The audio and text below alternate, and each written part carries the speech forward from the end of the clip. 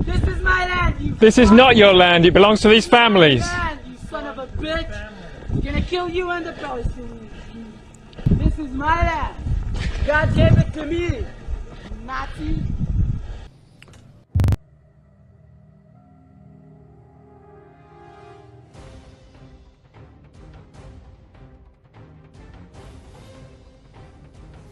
Thousands of Palestinians in the besieged Gaza Strip will hold a fresh protest against Israel's occupation of their land. The protest comes on the heels of 2 days of Israeli aggression, which was met with Palestinian response and eventually led to the resignation of Israel's Minister of Military Affairs, Avigdor Lieberman. Hamas described the resignation as a political victory for Gaza and a recognition of defeat and failure for Israel to confront the Palestinian resistance. With Israel's government on the brink of collapse, is the embattled Prime Minister Benjamin Netanyahu paying the price of his aggression towards Gaza? Find out more on tonight's debate.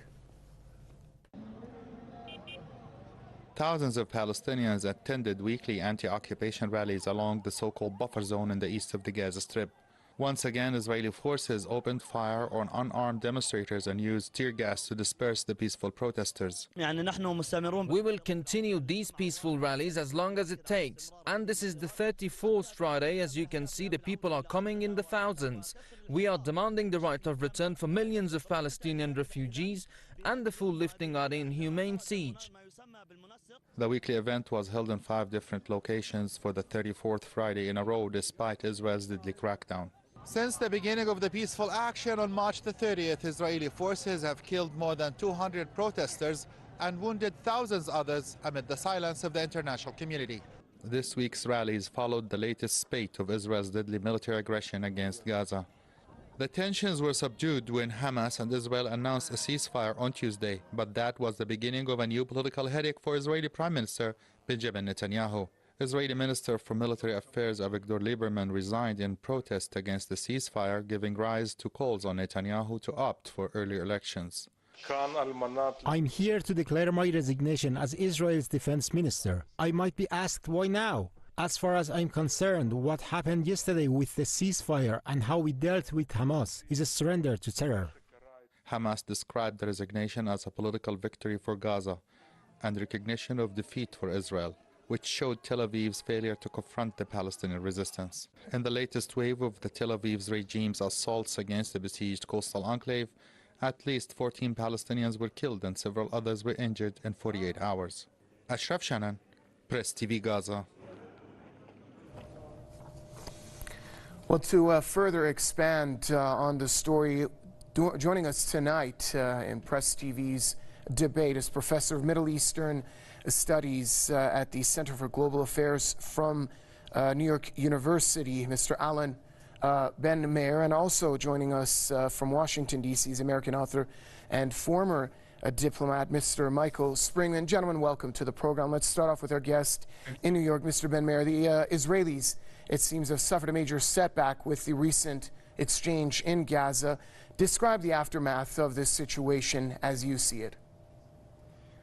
Well, I'm not sure the characterization of setback is the right one.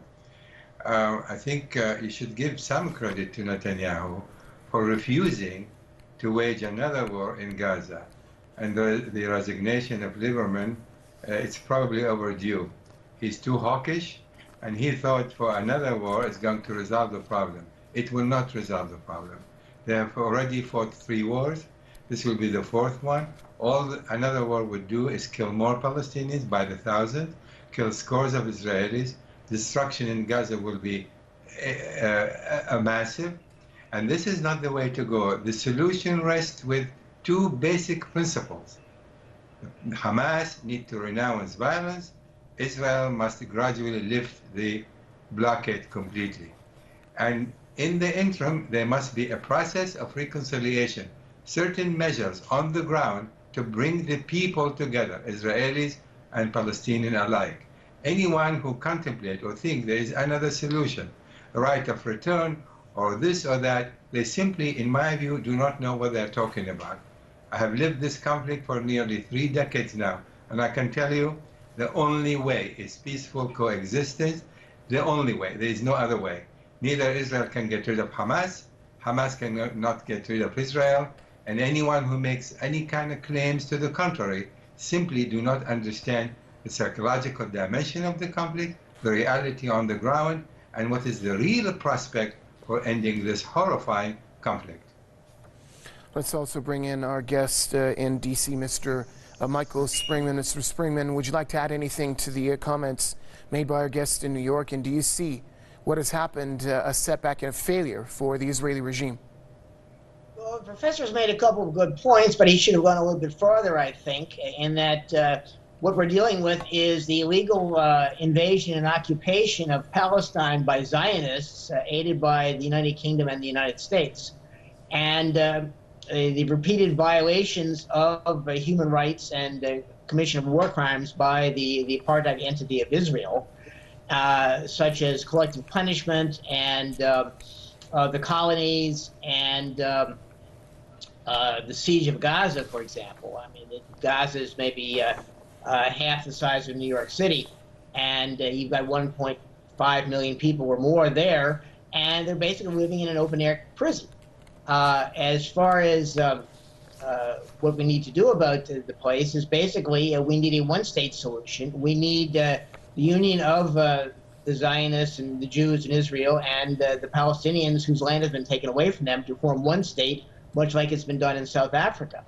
So that's, I think, some more information on the subject. And I think as far as a setback for Israel and Netanyahu, it might well be a setback in that early elections are almost a certainty from what I've seen, with Lieberman's removal from the cabinet and taking his party with him. Netanyahu has a one-vote majority, and the Jewish Home Party, as I understand it, has called for early elections. So whether or not the Netanyahu's activities will find favor with the rest of Israel is, I guess you need a gypsy fortune teller and a crystal ball. However, I would note that this current round in Gaza, as the Middle East Eye noted, might well have come from the Saudis. Mohammed bin Salman, the crown prince, is supposed to have leaned on Israel and Netanyahu, saying that we have basic hostility towards Iran. We have good and close relations, even though they're not quite as secret as they used to be. How about a nice little action in Gaza to take the attention of the world away from the murder of Jamal Khashoggi in Istanbul, and along with the disappearances and murders and imprisonment of other activists and princes in Saudi Arabia and outside the country. So I think there's a lot of things stirring the pot here, and it's going to be a real situation in the next few months. Let's go back to Mr. Ben Meir. Would you like to add anything, sir? Let me say a couple of things. First of all, to suggest that Saudi Arabia now trying to distract the attention and use the Khashoggi as the means by which to obscure this whole issue of Khashoggi is completely unrealistic and not the case at all. You know, the conflict between Israel and Hamas go back now years and years before Khashoggi, and will continue probably many, many years after Khashoggi, unfortunately. So that's number one. You mentioned South Africa. South Africa was never two states. It was an apartheid state. It wasn't two states. And now the apartheid government has ended, and today still South Africa is one single state. So there was no two states to be combined. As to going to creating one Palestinian-Israeli state, a single state, this is completely and totally non-starter. I can tell you now categorically, there is not a single Israeli, maybe few, you can count them, who will go for one-state solution. The solution lies with ending the occupation, establishing independent Palestinian state in the West Bank and Gaza. That's where the solution lies. I have and continue to condemn all human rights violations by Israelis in the West Bank and in Gaza. To me, this is totally unacceptable. But we have to be measured, and we have to be careful. When we talk about solution, we have to be practical. What has destroyed the Palestinian cause over so many decades is the fact that their leadership have been misleading them day in and day out, thinking that you have the right of return, that Israel has no right to exist. And these kind of narratives have basically destroyed and undermined the Palestinian cause. One more point I want to make about Iran. Iran has had and continue to have good relations with Hamas. And I think if Iran cares about the Palestinian in Gaza, and they should, as I do and many others do, then Iran should exert some influence on Hamas and basically read them their right. You are here to stay, Israel is there to stay. Let's find a modus operandi where both sides can exist peacefully. Trust me when I tell you this, I have spent years and years in these areas looking for every conceivable options, and there is no other option. Coexistence, peaceful coexistence is the only option, and establishing of an independent Palestinian state in the West Bank and Gaza is the only option. Israelis can have pipe dreams about not allowing Palestinian state to be created. That's not going to happen.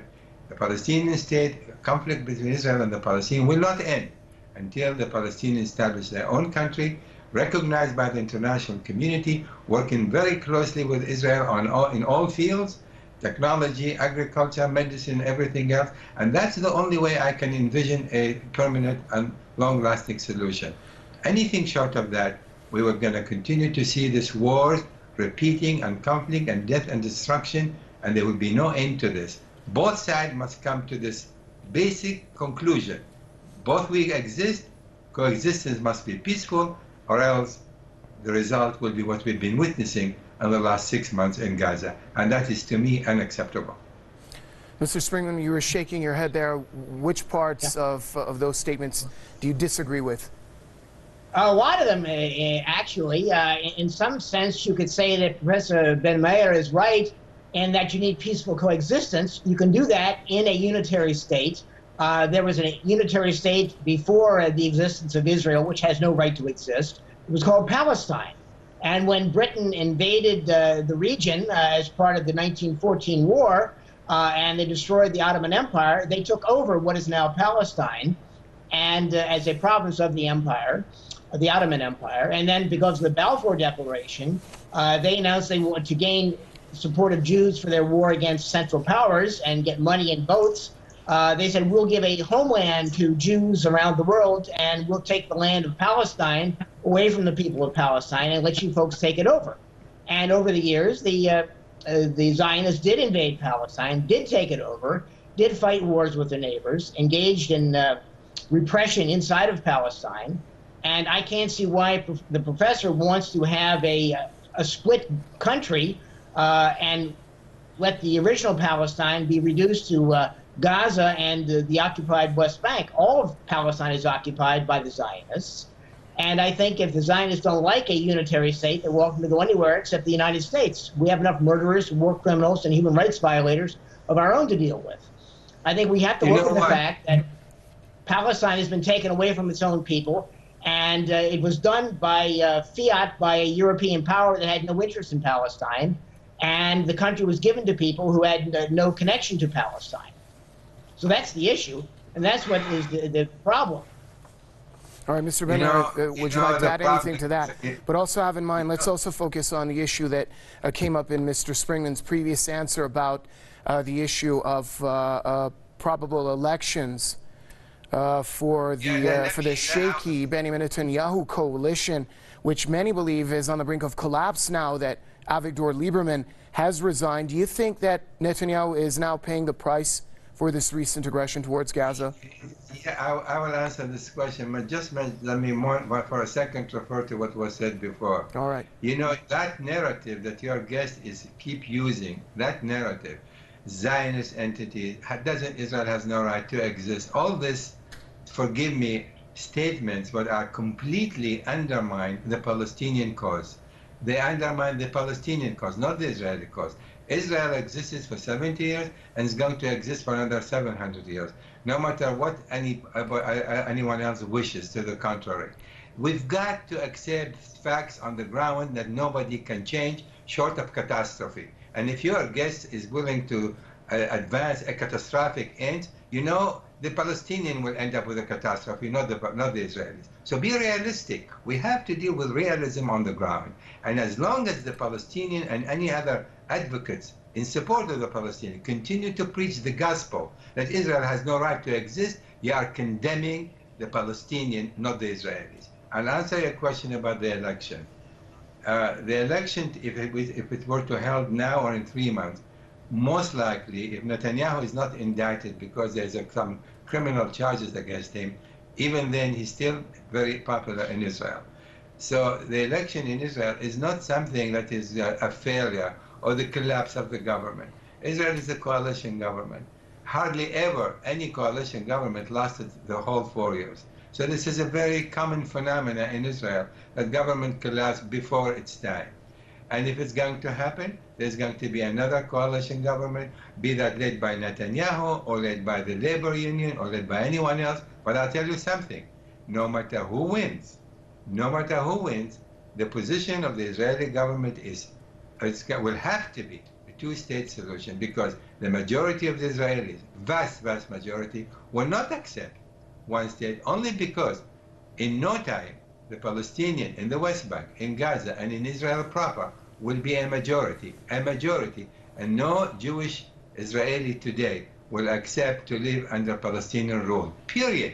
This is again a reality. You can have pipe dreams about something else, but it just won't happen.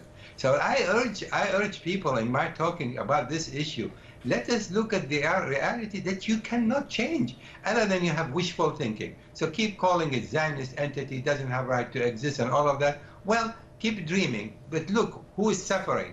Just look at where Israel today after 70 years and where the Palestinians are after 70 years. Israel became a global power, and the Palestinians are languishing in refugee camps. This is what the leadership of the Palestinians have done to their people by preaching to them the gospel of Israel doesn't have the right to exist. Time has come for change in the narrative. And I must tell you, I weep, I cry for every little Palestinian child who gets killed. I cry for every Palestinian home that is being destroyed. But I also say to myself, how do we prevent that from happening? Palestinian must, like just the West Bank, the Palestinian Authority, end the use of violence as a tool, renounce violence on a permanent basis. Then you're going to put tremendous pressure on Israel by the international community to force Israel's hand if the Palestinians renounce terrorism and renounce violence. You need international pressure on Israel. And as long as Hamas continue with its policy, claiming openly destruction of Israel, is playing into the hands of the Israelis. All right, Mr. Ben-Meir, I'm going to jump in there. We do want a debate, and you gentlemen are delivering. Mr. Springman, you were disagreeing again with parts of the comments made by Mr. Ben-Meir. What's on your mind? Well, a lot of things, really. I mean, the Zionist-occupied government of the United States, if it had given $10 million a day to the Palestinians instead of to the apartheid entity of Israel, then there might be quite a difference between the standard of living amongst Israelis, which is on a par with that of France, for example, and there would be no refugee camps. I've been to it wasn't a refugee camp in Borja Barajna in Beirut. It was a concentration camp. They've been there since 1948 when they were ethnically cleansed from Palestine, along with 750,000 other Palestinians. And as a result of this ethnic cleansing, there are somewhere between 7 and 11 million Palestinians around the world who have the right of return but will not return because the Zionist entity will not let them back. You look at history, you look at the illegitimate and terrorist Christian kingdom of Jerusalem, Al-Quds, that lasted about 85 years, and the professor seems to think Israel will last another 700. That won't be the case.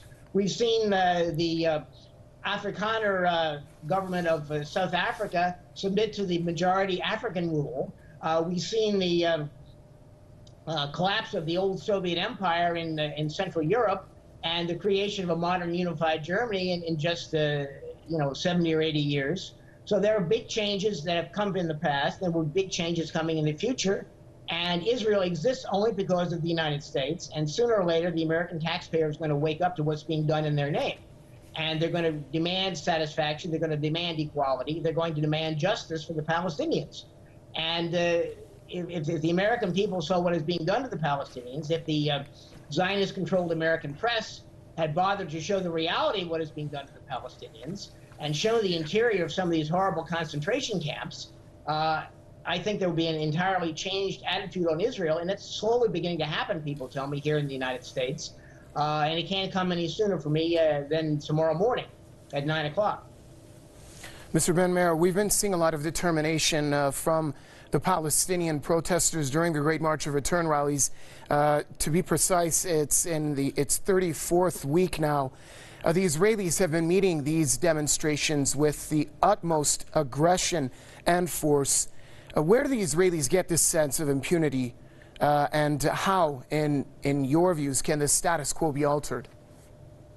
I think the Israelis have been continue to overreact. And the solution to that does not lay with the snipers killing Palestinians demonstrating. And the solution to that is not by firing rockets against the Israelis. From the very beginning, Egypt has been involved in the negotiation between the two sides. The problem in Gaza, you don't only have Hamas, you have other groups like Jihad. And Hamas does not necessarily control Jihad all the way. And so, for example, the last number of rockets, is more than a couple of hundred, were not fired by Hamas, actually. Hamas participated, but many of them also were fired by Jihad. So what you're going to need in Gaza is some kind of unity between the Gazans themselves, the Palestinians themselves in Gaza. That's going to be very important to develop some kind of a unified approach. And I want to repeat again saying, I do not justify any killing of any Palestinian by any Israeli under any circumstances. But to avoid that, to reach to that point, you need to have a dialogue. And you can have a dialogue only when the two parties make it abundantly clear to one another. We recognize your right to exist. We are neighbors. We're going to continue to be neighbors to the end of times. Let us find a peaceful solution. Otherwise, all this rubbish about apartheid, not right, Zionism, Israel today is very independent economically. It does not need a dime from the United States. I have a news for you. Not one dime. The United States offer money to Israel so that it will have some kind of influence on Israel. Indeed, not sir. Not because the Israelis need that money. I have news for you. So just be practical about these things. All these sweeping statements do nothing but only make matters considerably worse. And this is not where we need to go. We are running short of time. I'd like to get a final comment in from Mr. Springman as well. Mr. Springman, 30 seconds. Sure. Well, the Palestinians don't have Mach 3 jet fighters. They don't have 300 atomic bombs, but they're still fighting for their land against an entity that was created by terrorists, the Stern Gang and David Ben-Gurion and Golda Meir and most of the early leaders of the Zionist entity were confirmed terrorists who blew up the King David Hotel, murdering British soldiers. So what we've got essentially is a one-sided situation where the opposition is terrorists, but we are the great leaders and we want to have peaceful coexistence. Well, you have peaceful coexistence once you give Palestine back to the Palestinians. All right, so let's end it on that note. We're fresh out of time on tonight's edition of the debate. Allow me to thank my guests for tonight, Professor of Middle Eastern Studies at the Center for Global Affairs at New York University, Mr. Alan Ben-Meir, joining us from New York, and also thanks to American author and former diplomat Michael Springman joining us from Washington, D.C., and also a special thanks to our viewers for watching tonight's debate. That's all for now. Good night, everybody. This is my land, you This is not your land. It belongs to these families. land, you son of a bitch. I'm gonna kill you and the Palestinians. This is my land. God gave it to me.